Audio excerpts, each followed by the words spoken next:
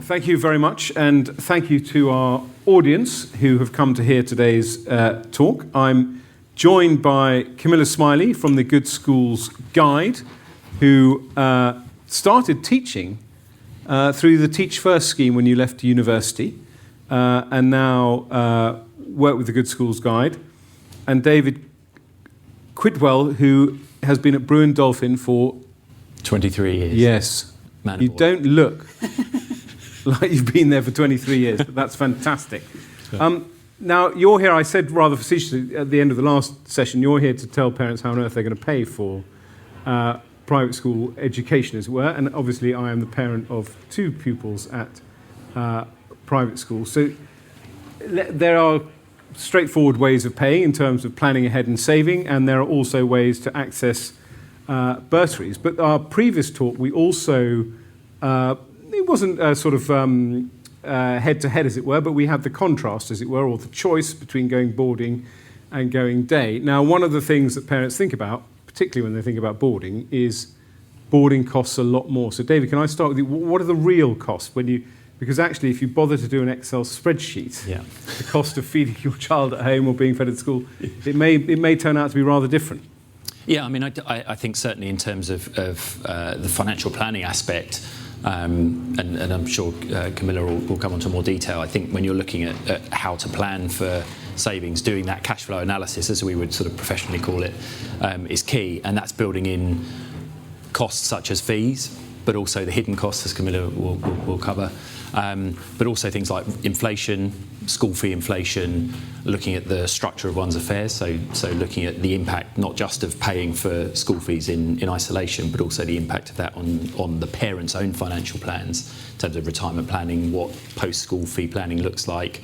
Do you get to the end of school fees and then you think about your own retirement, which is suddenly X number of years less away, and go from there, really. So it can be quite a considerable difference. Camilla, do you have a view on the hidden costs, perhaps, of day school compared to the more overt costs of boarding school, or is that an unfair characterisation?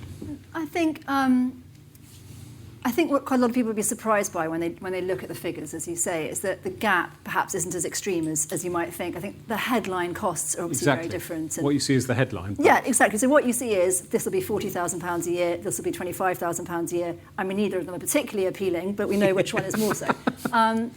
I think the cost, particularly in London, the cost, as you alluded to, of keeping a teenager are quite significant. I know that after school fees, everyone's sort of second favourite topic is house prices, and obviously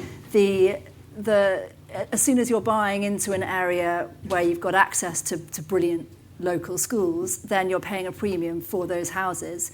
If you go boarding, perhaps you're a bit more flexible on where in London you live. Now, that is actually a brilliant point. I mean, I think look at Barnes, look at Hammersmith, look at Chiswick, look at Hampstead and Highgate, down into Dulwich, where you get pockets of very, very good independent schools. You also get pockets of very, very expensive houses. The cost of keeping a teenager, obviously, you have to feed them, as you say, so fill the fridge daily, and you have to get them to school. You potentially have to pay for some childcare after school. In London, that's £15, £20 an hour straight up, or you have to house an au pair in your already quite expensive house. So there are lots of hidden costs of day school, which I think close that gap slightly. That is fascinating. Yeah. Okay, great. Let's talk about financial planning with David first, because we're going to talk to Camilla later in a minute about bursaries. But you're a financial advisor. You advise individuals on how they should manage their income and so on, and savings. So without wishing to feel that the horse has bolted off the stable doors. At what age should I have started financial planning at 12 for my children's education? Yeah, you may feel like you should have done. Or normal people, what should they be thinking about? I think in doing the job for as long as we do, and the breadth and variety of clients that we look after, you come across almost everybody in every conceivable circumstance, and I think in the same way that we would say it's never too early to start, and you can certainly look at the impact of starting earlier and sending a child later to fee-paying school, whether that's 8 or 11, and the benefits of that in terms of what the effect of compounding investment returns and those sorts of things bring. Equally, it's also important to say it's never too late. Just because you didn't start at 12, actually to start at, and we get plenty of clients and grandparents who are looking, saying, my eldest grandchild is in year 4. is it too late to start, or how do we put together that plan? And I think, again, it comes back to that analysis and looking at the structure of someone's affairs to determine whether it's affordable in the first place, and if in utopia you can get the school you want to send your children to and it all fits with that plan. Great. If it doesn't, then you work backwards, and sometimes those are difficult conversations to have, but they're important conversations to have. And just to be crude about it, in terms of, say you've got enough income, do people just stick as much money as they can in an ISA to prepare for the later school fees? In practical terms, clearly, one of the key considerations in a planning perspective is tax efficiency. The more money that remains in your pocket by holding monies in an ISA, where returns are entirely tax-free, the better. The more money that's in HMRC's pockets, absolutely fine. They'll use it wisely, but they're not going to use it to educate your child. So I think there's a balance to be had, but certainly using tax allowances, tax-free saving schemes and so on, particularly in what we would refer to as the accumulation phase, so to build that capital up so that when you do need to start drawing on it, or you do need it for the top-ups and the hockey tours to South Africa or whatever it may be, when your children are at private school, you've got the resources behind you. Can I just ask one quick myth about school fees? Can you pay up front, say, for 5 years? And do schools allow that to happen? And is that a wise way to put your money in? I've always been tempted, if I was available, just so I couldn't get my grubby hands on it. Well, I think it comes down to probably between the two of us, you'll get the right answer. I think certainly from a planning perspective, it's something that a lot of parents are now looking at. And potentially, I'm sure we'll come on to some of the aspects of things like relocation and so on. I think the frustration for many is actually that the level of discounts is much less than you would expect. So a recent example of a client was looking at a discount of 2% a year. And in one respect, as a financial planner, you're looking at that and saying, well, I can guarantee that capital will return 2% a year, but you're having conversations with clients who are willing to take some degree of risk with capital when they're investing it, and say, well, actually, look, if we can, potentially over a 5, 6, 7 year period, if we're comfortable with volatility and that capital moving up and down, but in the long run, we know we can get more than 2% a year, especially free of tax, because we can use ISA allowances and so on, so much the better. So, Camilla, perhaps I've unfairly put you in the bursaries box, but you may want to make other comments in terms of what David's been talking about. But obviously, one is always thinking about bursaries, and schools often like to highlight bursaries. I mean, are they a real thing? Are they a real tool for, as it were, the average middle-class family, if I can put it that way? They are a real thing. They're increasingly a real thing, particularly in London day schools. And there are a few London day schools, so St Paul's unusually giving a threshold of about £120,000, as they'll talk to you about bursaries if you earn less than that. Latimer Upper doing really good work in this area.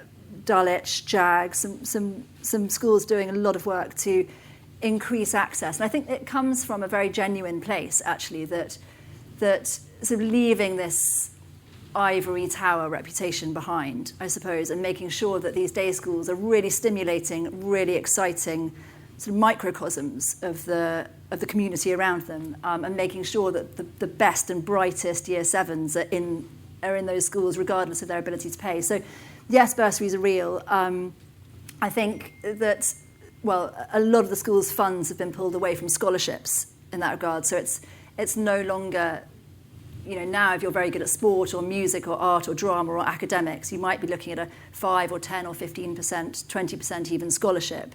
But really where the schools are investing is in means-tested bursaries. And you have to be prepared to have your finances really scrutinised. I get a lot of people coming to me, friends coming to me and saying, listen, we don't really feel like we can afford it, but actually it's up to the school whether or not you can afford it. And they will look at where you live, they'll look at your lifestyle, they'll look at your assets as well as your income. They may even, I know we're going to talk a little bit about grandparental support later, they may even look at potential there. So you need to be very transparent and very open about all the different elements of your finances. And yes, they are giving away a lot of money in bursary provision nowadays. Can I just drill down into that a bit? One question I had, which occurred to me, is do you simply take what it says on the website? You mentioned the 120 grand at St Paul's, but for the sake of argument, you could be self-employed and your income could fluctuate. Should you, even though it appears to in black and white have a cut-off, should you simply have a conversation with the school if you're worried? And actually, that was my other question, can bursaries kick in as an emergency? So you arrive at the school and you're very happy and you're paying the school fees, no problem, lose your job 2 years later. It's no longer simply a case of, right, I've got to take my kid out. Absolutely. So I'll just deal with your second question very quickly first, which is that yes, there are what are usually called hardship funds, which are effectively emergency bursaries.